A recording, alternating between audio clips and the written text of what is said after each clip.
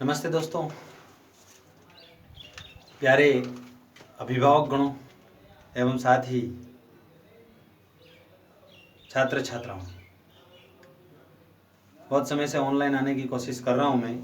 आपको शिक्षा जगत के इस राज्य सरकार के आदेशानुसार भी हमें बहुत सारी जानकारियां दी है कि हमें बालकों को ऑनलाइन पढ़ाना है। विद्यालय लॉकडाउन की वजह से नहीं खुल रहे हैं, प्रारंभ नहीं हो पा रहे हैं। इस वैश्विक महामारी को देखते हुए मैंने भी सोचा कि हर रोज़ मैं सारी क्लासों को लिए और ख़ासतौर हिंदी व्याकरण को बताऊं मैं अपने चैनल के द्वारा मुझे जो आता है, कोशिश पूरी कर रहा हूं। आज मैं आपको कक्षा 11 की हिंदी अनिवार्य में कथाधारा नाम की पुस्तक है, जिसमें लगभग 7 कहानियां हैं और एक हिंदी कहानी की विकास यात्रा है। मैं आपको बताना चाहूँगा और साथ ही ये कहानियाँ हमें इस आज के जगत में किस प्रकार से शिक्षा देकर हमें जीना सिखा रही है। सबसे पहला टॉपिक है इस कथाधारा किताब में हिंदी कहानी की विकास यात्रा, मतलब कहानी किस प्रकार से प्रारंभ हुई इस शिक्षा जगत में हिंदी में। स्वरूप और परिभाषा देखें तो कहानी कहना और सुनना मनुष्य की नैसर्गिक आवश्यकता रही है। नैसर्गिक का मतलब होता है प्राकृतिक। हर व्यक्ति कहानी सीखने का और सुनने का बड़ा इच्छुक रहता है, ये स्वाभाविक क्रिया है। कहानी मनोरंजन करती है। कहानी कई प्रकार की हमें शिक्षाएं देती है। आगे महाभारत छोटी छोटी कहानियों का भंडार है। जैन धर्म के नंदी सूत्र भी कहानियों का भंडार कहा गया है। इसी प्रकार से पंचतंत्र, हितोपदेश, ऐसी कई सारी कहानियां बनी हैं। कुछ बात करता हूं मैं छोटी बड़ी सारी चीज़ों को कि 1803 में मुंशी इंसाल्लाह खां द्वारा रानी केतकी की कहानी लिखी गई और साथ ही 1900 में आधुनिक हिंदी कहानी के मौलिक लेखन का श्री गणेश प्रयोग प्रकाशित सरस्वती पत्रिका में हुआ। इस पत्रिका में किशोरीलाल गोस्वामी की कहानी इंदुमती प्रकाशित हुई, जिसे हिंदी की प्रथम मौलिक कहानी का श्रेय दिया गया है। कपित विद्वान बंग महिला की कहानी दुलाई वाली 1907 ईस्वी में हिंदी की प्रथम मौलिक कहानी कही गई है। ऐसी बहुत सारी कहानियां हुई, धीरे धीरे बढ़ती रही, बहुत सारी पत्रिकाओं में प्रकाशित होती रही और हिंदी कहानी की विकास यात्रा आगे की ओर बढ़ती रही। कई सारे कहानीकार हुए, निर्मल वर्मा, भीष्म साहनी, विष्णु प्रभाकर, राजेंद्र यादव, कमलेश मोहन आदि कहानीकार हुए हैं। इस प्रकार से राजस्थान के कहानीकारों में यादवेंद्र शर्मा, चंद्र मणि मधुकर, पानु खोलिया, हेतु भारद्वाज, ईश्वर चंदन, रमेश उपाध्याय, आलम शाह खान व स्वयं प्रकाश ऐसे कहानीकार हुए। मतलब बहुत सारे राजस्थान में भी ऐसे श्रेष्ठ कहानीकार हुए हैं जो हमें कहानियों के द्वारा बहुत सारी शिक्षाएं प्रदान करते रहते हैं। तो इस किताब के द्वारा और इस कक्षा में इन कहानियों को देने का बहुत बड़ा तुक भी है कि बालकों को अभी जिस समस्या से गुजर रहे हैं, वर्तमानी की स्थिति को देखकर कहानियों को बताया गया है। कहानी के तत्व में देखें अपन तो लगभग 6 तत्व बताएं।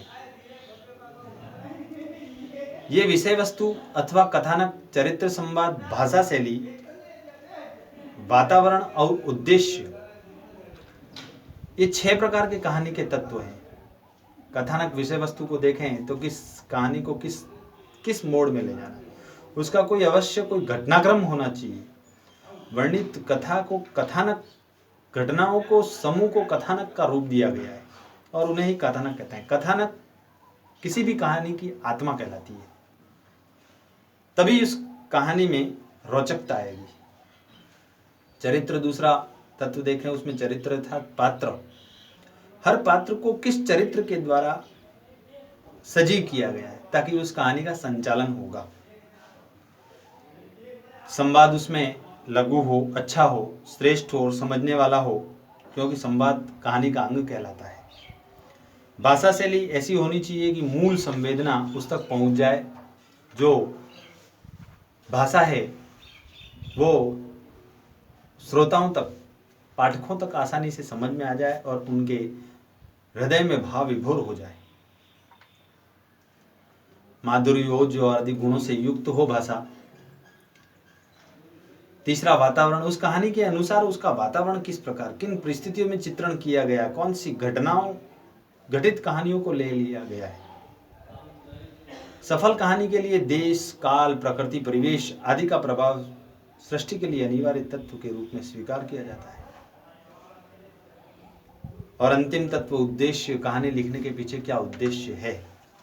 क्या अपनी कहानी लोगों तक पहुंचने के बाद वो कोई उद्देश्य स्थापित कर पाएगी, उसके पीछे कोई न कोई सार रहेगा, आदि प्रकार की हमें जानकारी कहानियाँ देती है। और आज आधुनिक समय में, वर्तमान समय और प्राचीन समय में देखें तो बड़ी बड़ी फिल्में हैं, जो धारावाहिकें बनी हैं, जो आज टेलीविज़न पर दर्शाई जाती है विभिन्न चैनलों के द्वारा, वो क्या है? वो एक प्रकार की कहानियाँ ही है। कहानियाँ हमारे जीवन को परिवर्तित कर देती है। हाल ही में रामायण, क्या कह सकते हैं अपन उसे, महाभारत क्या है ये हमारे जीवन को कहानी के माध्यम से बदला जाता है। मनुष्य को एक सामाजिक प्राणी है, उसे किस प्रकार से इस समाज में जीवन यापन करना है, इन कहानियों के द्वारा ही हमें, तरह तरह की कहानियों के द्वारा ही हमें शिक्षा दी जाती है।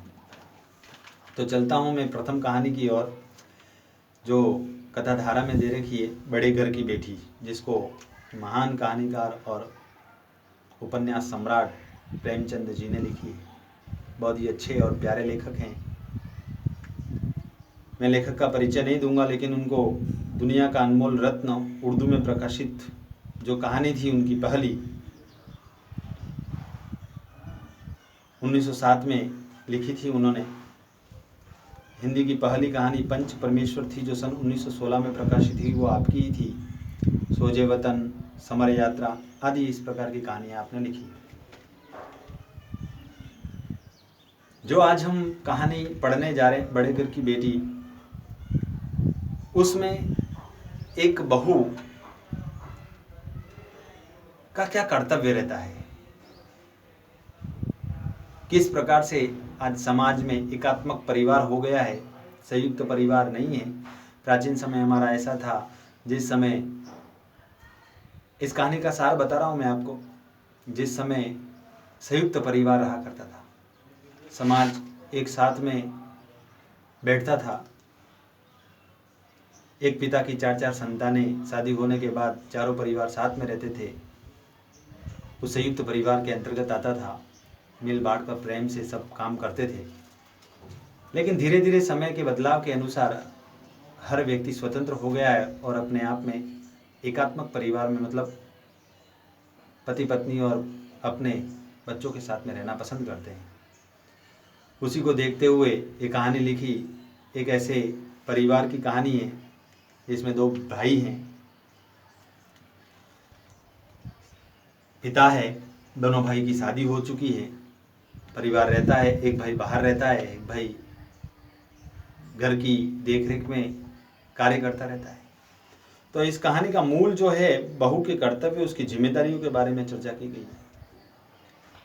बेटी बड़े घर की हो या छोटे घर की, बहू बनकर जिस घर में जाती है, उस घर को टूटने से बचाए रखती है, जिम्मेदारी उसकी होती है। ऐसा ही कुछ 2 भाइयों में जरा सी बात में झगड़ा हो गया। बड़े भाई भाभी का अपमान करने वाले छोटे भाई को बड़े भाई ने घर से निकाल दिए जाने को कहा दिया, और छोटे भाई ने भूल स्वीकार करते हुए क्षमा मांग ली। घर के बिखरने की स्थिति में भाभी की विवेकपूर्ण कदम से ही घर परिवार बिखरने से बचा। लोगों की ताली बजाने का अवसर नहीं मिला। कुछ खाने पकाने के लिए घर में हुआ झगड़ा, भाभी पर देवर का गुस्सा होना, फिर देवर के द्वारा अपने पिता को सारी बात कहनी कि भाभी मुझे मायके का रोज़ दिखाती है। फिर घर में ही झगड़ा होता है, बहू को ससुर के द्वारा बहुत सारी बातें सुनाई जाती हैं। फिर भाई हर शनिवार को घर पर आता है, बाहर जो कमाने के लिए जाता है, भाई को आके पत्नी बारी सारी बात बताती है, बड़ा भाई को क्या स्थिति थी, क्या सारी कहानी घटनाक्रम। तो बात आती है कि दाल में सारा घी डाल दिया और मांस में कुछ नहीं बचा है, इसलिए देवर भाभी पे गुस्सा हो गया और उसकी ओर जूता फेंक दिया। यह अभद्रतापूर्ण कार्य उसने किया। फिर बात बढ़ी, दोनों तरफ से कहा सुनी की भाई बड़े भाई ने। फिर अंत में निर्णय लिया कि मैं इस घर में नहीं रहूँगा। स्वाभाविक ही है, पत्नी पति के भरोसे ही आती है। फिर धीरे धीरे बाप बेटे दोनों मिलकर बात को सुलझाने की कोशिश की, लेकिन नहीं सुलझी। फिर अंत में बड़े भाई ने निर्णय ले लिया कि या तो ये इस घर में रहेगा या मैं रहूँगा। बात लंबे समय तक चली, गांव में चर्चा का विषय बन गया और लोगों को आनंद आने लगा। देखो आज सेठ जी के घर में लड़ाई झगड़ा हो रहा है और दोनों भाइयों में टकरार हो गई और दोनों भाइयों का घर अलग अलग हो रहा है। स्वाभाविक है, आजकल की प्रकृति यही है, एक दूसरे के लड़ाई झगड़े में लोगों को आनंद आता है। फिर तो क्या हुआ, भाई छोटा भाई रोने लगा, भाभी से माफ़ी मांगी। भाभी का हृदय, वैसी स्त्री का हृदय बड़ा कोमल होता है, पिघल गया। छोटे भाई को, देवर जी को क्षमा कर दिया और अपने पति से स्वयं जाकर कहा कि इस झगड़े को यहीं समाप्त करें, इतनी लंबी बात होती तो मैं नहीं करती, इसे माफ़ कर दो, आपका छोटा भाई है। अंत में दोनों भाई गले मिलकर खूब रोते हैं। छोटा भाई बड़े भाई को कहता है, भाई कभी मुझे अलग करने की बात मत करना, अन्यथा मैं मर जाऊंगा। इस प्रकार कहानी का अंत होता है।